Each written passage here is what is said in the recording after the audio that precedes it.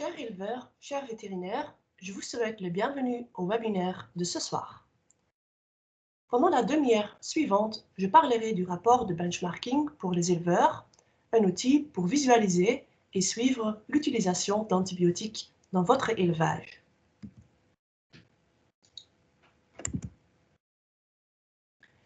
Voici le contenu de la présentation de ce soir. Je propose d'aller directement vers le premier point, la collecte de données et analyse de l'utilisation d'antibiotiques au niveau des élevages en Belgique. L'enregistrement de l'utilisation d'antibiotiques au niveau de l'élevage est imposé depuis le 27 février 2017. Ceux d'entre vous qui sont membres du cahier de charges de Belport ont entamé cet enregistrement déjà avant 2017. L'obligation légale est néanmoins valable depuis 2017 pour tous les élevages porcins, les élevages de poulets de chair et des poules pondeuses et les élevages des veaux de boucherie. Dans le système Sanitel-Med, vous avez le rôle du vétérinaire ou de l'éleveur. En ayant le rôle du vétérinaire, vous êtes responsable pour l'enregistrement de toutes les administrations, les fournitures et les prescriptions d'antibiotiques dans l'élevage. Le même est applicable pour l'oxyde de zinc qui ne sera plus sur le marché après la fin de cette année. En ayant le rôle de l'éleveur, vous devez contrôler et valider les données enregistrées par votre vétérinaire. Si selon vous, les données sont correctes, vous prenez donc la décision finale de valider ces données. Si le vétérinaire a déjà enregistré les données dans un système tiers, comme le système de collecte de données de registre AB, ce système tiers peut transférer les données directement à Sanitel-Med au nom du vétérinaire. Grâce à cela, le vétérinaire ne doit pas enregistrer deux fois les mêmes données. Le vétérinaire garde quand même l'entière responsabilité des enregistrements. Si donc il fait le choix d'enregistrer uniquement dans le registre AB, il fait bien de vérifier si les données ont été transmises et donc qu'elles sont aussi bien présentes dans Sanitel-Med. Un trimestre est clôturé 15 jours après la fin de ce trimestre. C'est donc le 15 janvier, le 15 avril, le 15 juillet et le 15 octobre. L'éleveur a encore 15 jours pour vérifier les données enregistrées par son vétérinaire et après la clôture, le vétérinaire ne peut plus mettre des modifications aux données.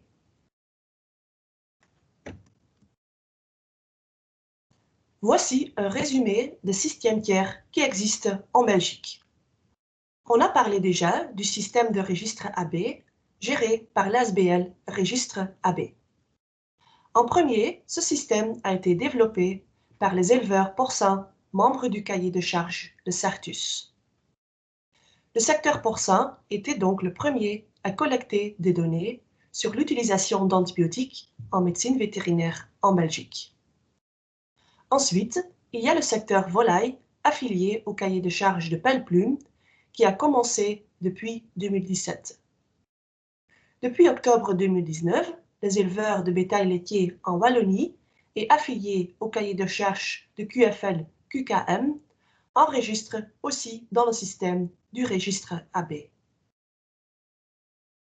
Le secteur des veaux viandeux ne fait pas partie du système de collecte de données du registre AB, mais a développé leur propre système, c'est-à-dire le SGS-BVK.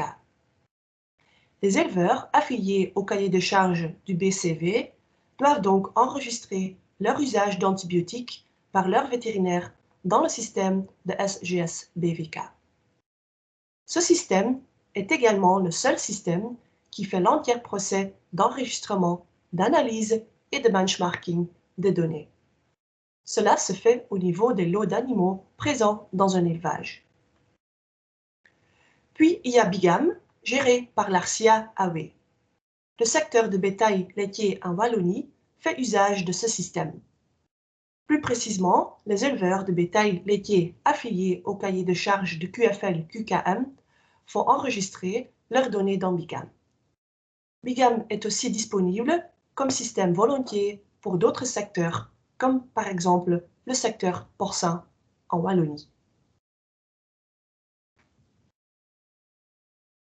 Sans vouloir aller trop dans les détails des analyses de données collectées dans le système de collecte de données, je voudrais quand même vous montrer la formule pour le calcul du BD100. Le BD100 est un indicateur utilisé pour indiquer la mesure dans laquelle les antibiotiques sont utilisés dans un élevage. Plus précisément, c'est le nombre de jours de traitement sur 100, soit le pourcentage de temps pendant lequel un animal a été traité durant sa présence dans l'élevage. En montrant la formule, je peux aussi vous indiquer qu'il est justifié de comparer des élevages entre eux, même si les élevages n'ont pas tous la même taille ou donc s'ils n'ont pas tous le même nombre d'animaux. Il y a donc à savoir la masse des animaux à risque d'un traitement d'antibiotiques dans le nominateur du formule. La masse d'animaux, c'est le nombre des animaux à risque multiplié par leur poids lors du traitement. Grâce à cela, on peut corriger pour la taille d'un élevage. Les élevages avec une plus grande taille et donc peut-être plus de consommation d'antibiotiques n'ont donc pas forcément un BD100 plus élevé. Le même est vrai pour les différents produits utilisés. Le BD100 n'est pas influencé par le choix du produit. Les produits très puissants, comme les produits avec des antibiotiques de 3e ou de 4e génération, sont souvent à administrer à une dose plus petite que les antibiotiques plus anciens. Mais donc, la dose n'a pas d'impact sur la valeur du BD100. En tenant compte de ces différents facteurs, le BD100 est un indicateur standardisé qui facilite à faire des comparaisons entre différentes catégories d'animaux, mais aussi bien entre des élevages. Dans la formule, on voit le facteur LA ou long acting. Ce facteur est ajouté pour ces produits avec une durée d'action prolongée. Ces produits font augmenter le BD100 parce qu'il faut les comparer avec une administration répétée d'un produit sans durée d'action prolongée. Un facteur LA plus grand qu'un fait donc augmenter le BD100.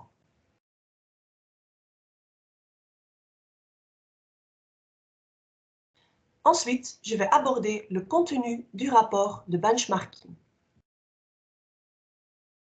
Le contenu des rapports de benchmarking est universel.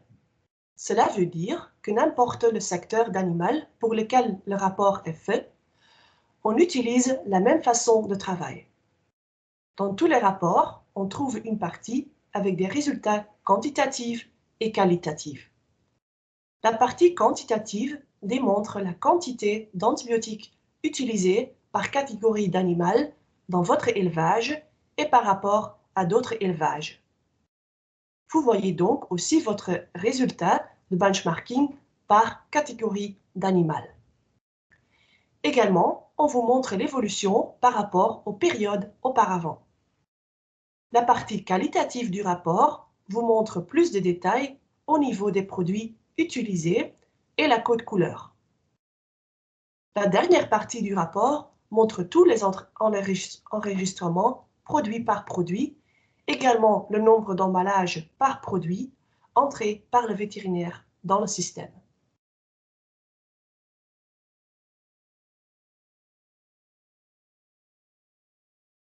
Dans chaque rapport de benchmarking, il y a une introduction. Dans l'introduction, on peut trouver pour quelle période le rapport est fait. Vous pouvez trouver la période également en haut à gauche de la page. Ensuite, il y a la définition du BD100. Prochainement, les valeurs limites sont mentionnées, c'est-à-dire la valeur vigilance et la valeur d'action. La position de votre troupeau est déterminée par rapport à ces deux valeurs limites. Ensuite, on fait référence au système de registre AB et on explique que les éleveurs affiliés au cahier de charges de Certus recevront aussi un rapport au nom de registre AB tous les trimestres et que ces rapports sont complémentaires à ceux de Sanitalmed.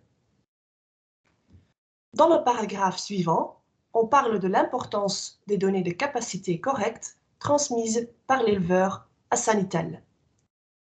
On utilise donc ces données de capacité pour calculer le nombre de porcelets sevrés, de porcs à l'engraissement et de porcs de reproduction à risque d'un traitement dans l'élevage. Ces données de capacité sont prises en compte pour l'analyse figurant dans le rapport. Finalement, dans l'introduction, on mentionne que dans le rapport contient également des informations concernant la nature des produits qui ont été utilisés dans l'élevage, notamment leur code couleur TAMCRA et leur voie d'administration par substance active. Tout cela, on retrouve dans la partie qualitative du rapport.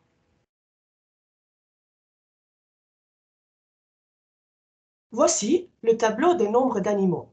Comme j'ai dit tout à l'heure, pour savoir le nombre de porcelets sevrés, le nombre de porcs à l'engraissement et le nombre de porcs de reproduction, on se base sur les données de Sanitel.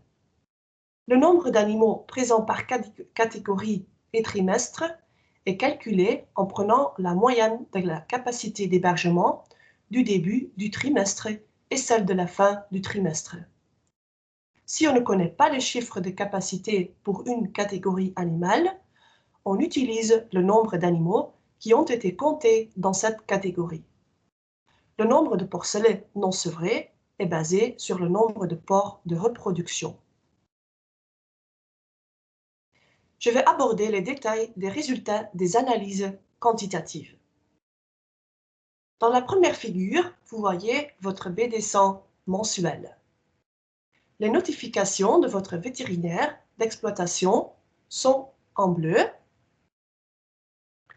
Les notifications des autres vétérinaires sont en gris. Chaque barre représente donc l'utilisation dans un mois.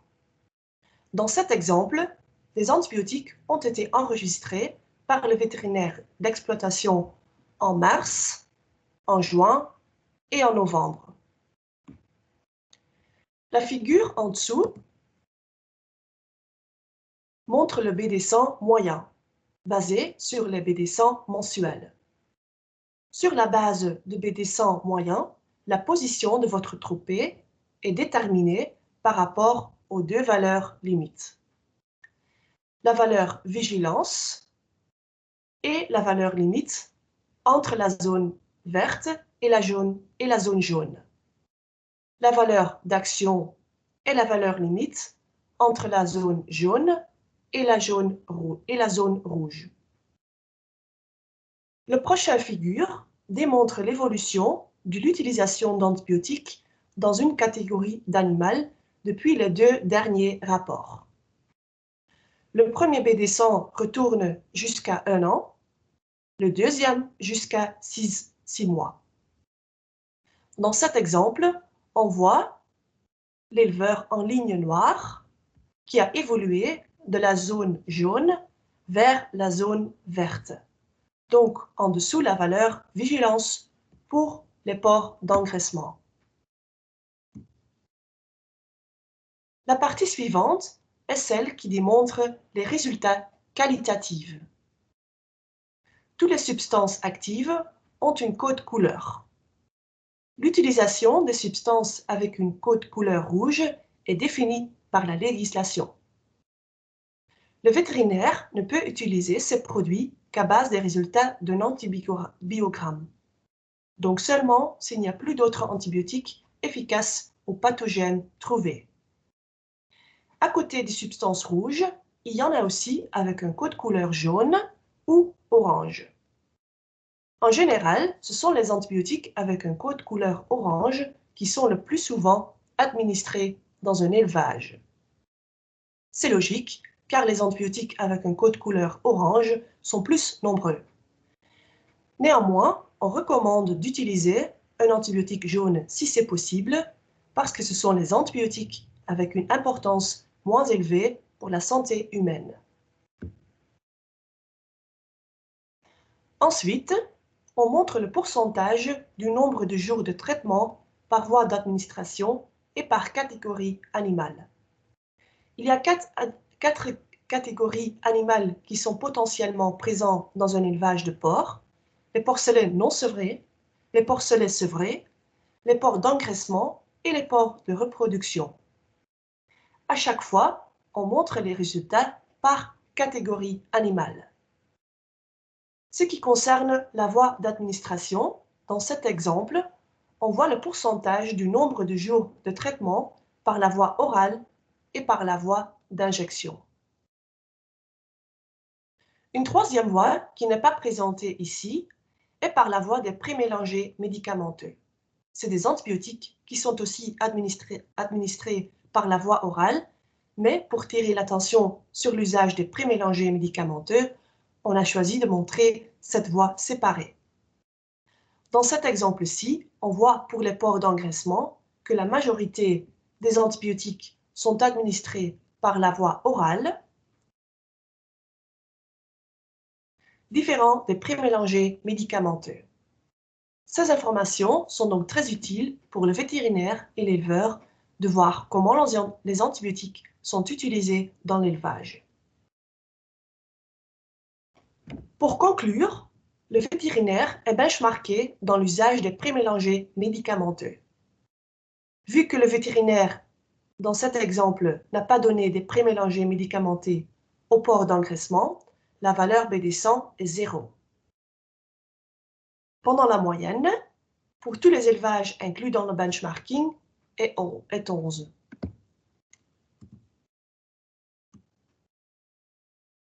La prochaine page du rapport montre le pourcentage du nombre total de jours de traitement par substance active et par voie d'administration.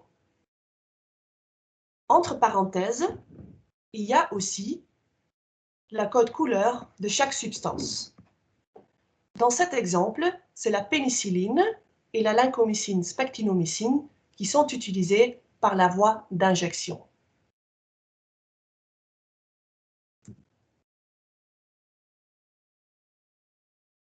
La dernière page démontre un tableau avec toutes les notifications faites par le vétérinaire. Un ligne est donc un enregistrement du vétérinaire. Le vétérinaire et l'éleveur peuvent voir combien d'emballages ont été fournis ou prescrits par produit et la contribution de ces produits au BD100 total. Ceci est le portal de Sanitel-Med. Via ce portal, vous, l'éleveur, pouvez trouver vos rapports. Ensuite, dans le programme, j'aimerais bien consacrer un peu de temps de comparaison des rapports de benchmarking des différents systèmes de collecte de données. En particulier, les différences entre les rapports envoyés par Sanitel-Med et par le registre AB. Je vous ai raconté déjà de l'utilisation des données de capacité disponibles dans Sanitel pour calculer la masse d'animaux à risque, et dans l'absence de ces chiffres, on utilise le nombre d'animaux qui ont été comptés dans cette catégorie. Depuis quelque temps, le registre AB fait pareil, pendant qu'auparavant, ils utilisaient les données du banc du lisier. Le registre AB et le Sanitel-Med utilisent donc les mêmes données pour calculer le BD100. Ce qui concerne les analyses qualitatives, le registre AB et le Sanitel-Med présentent tous les deux, dans le rapport de benchmarking, l'utilisation par code couleur, par classe d'antibiotiques et l'utilisation par catégorie animale. Supplémentaire à ça, le Sanitel-Med montre l'utilisation des prémélangés et le rôle du vétérinaire dans la prescription ou dans la fourniture des antibiotiques dans l'élevage. On vous montre donc quelle partie des antibiotiques a été fournie ou prescrit par le vétérinaire de l'exploitation ou par un autre vétérinaire, donc non le vétérinaire de l'exploitation. Ceci est intéressant pour le vétérinaire de l'exploitation pour avoir une idée de l'importance des autres vétérinaires dans un élevage. Les rapports du registre AB s'approfondissent sur l'usage de l'oxyde de zinc et de la colistine dans un élevage. La colistine est à savoir un antibiotique critique à priorité élevée pour la médecine humaine. L'utilisation de l'oxyde de zinc ne sera plus permise après la fin de cette année-ci. La fréquence des rapports envoyés aux éleveurs par le Sanitel-Med est depuis 2019 2 fois par an. Le même a été prévu pour 2020 et aussi pour 2021. Tous les éleveurs de porcs en Belgique recevront donc 2 rapports en 2021 venant du Sanitel-Med. Aussi, les registres AB enverront au moins 2 rapports par an aux éleveurs affiliés au cahier de charges de Belport.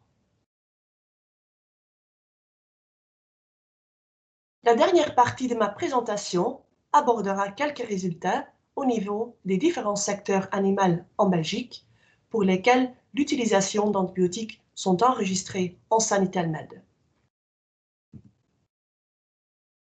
Ce tableau nous montre l'évolution de l'utilisation des antibiotiques entre 2018 et 2019, exprimée en BD100, et cela pour les 3 secteurs d'animaux qui enregistrent leur utilisation en Sanitel-Med. C'est donc le secteur de porc, de la volaille et les veaux de boucherie. La moyenne BD100 a diminué entre 2018 et 2019 pour les 3 secteurs.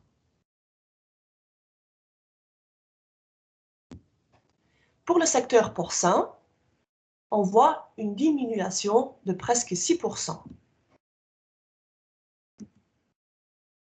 Dans ce dia, on examine un peu plus à fond l'utilisation par secteur animal en montrant aussi les différentes catégories d'animaux dans un secteur animal.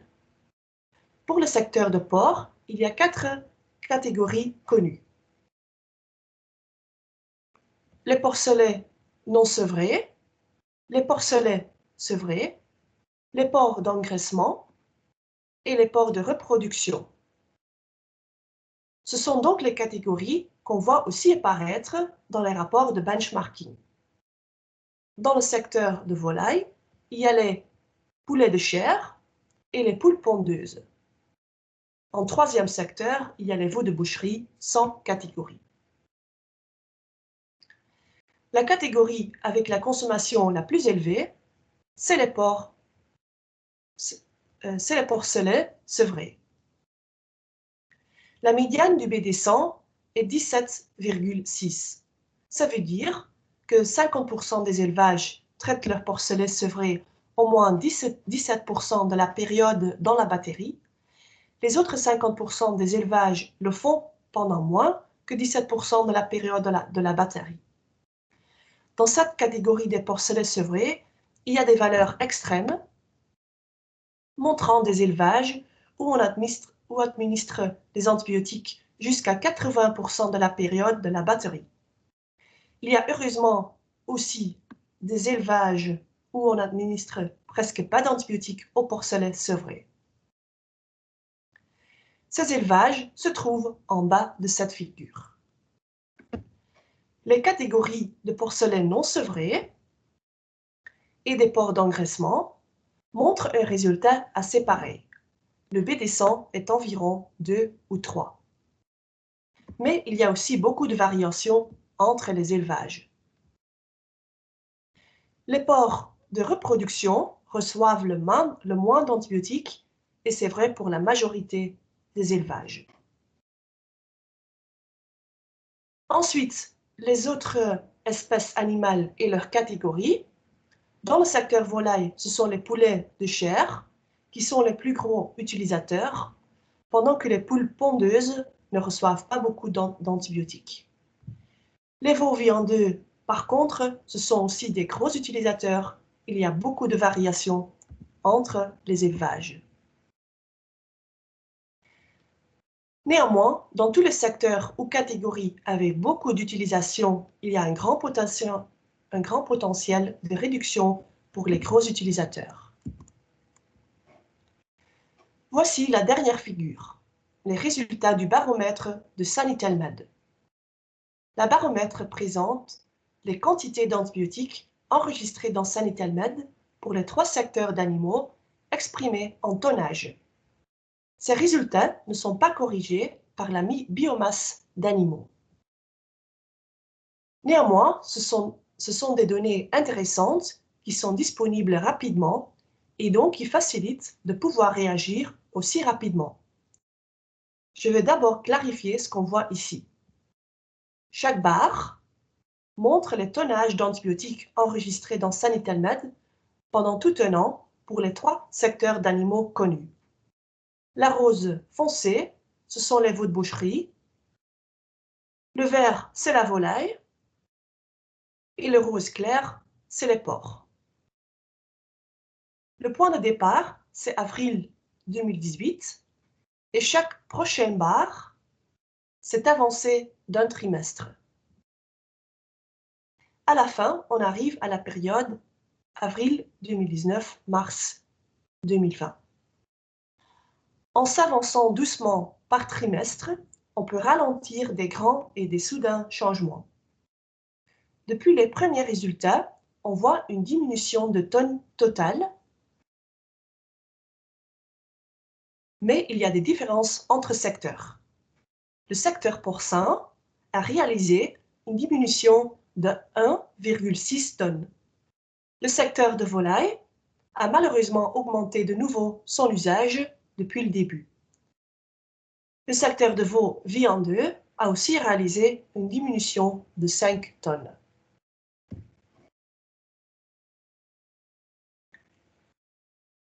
Voilà, je suis à la fin de ma présentation. Vous pouvez poser des questions pendant la session des questions. Si plus tard vous avez des questions relatives à l'utilisation de Sanitel-Med, vos données, vos rapports, etc., vous pouvez contacter le service d'assistance de Sanitel-Med. Pour les questions de fond relatives à la méthodologie, vous pouvez contacter le service d'assistance d'AMCRA par helpdesk@amcra.be. Pour les questions concernant le fonctionnement d'AMCRA, vous pouvez vous rendre à l'adresse info d'AMCRA, info@amcra.be. Et pour conclure, je vous remercie pour votre attention.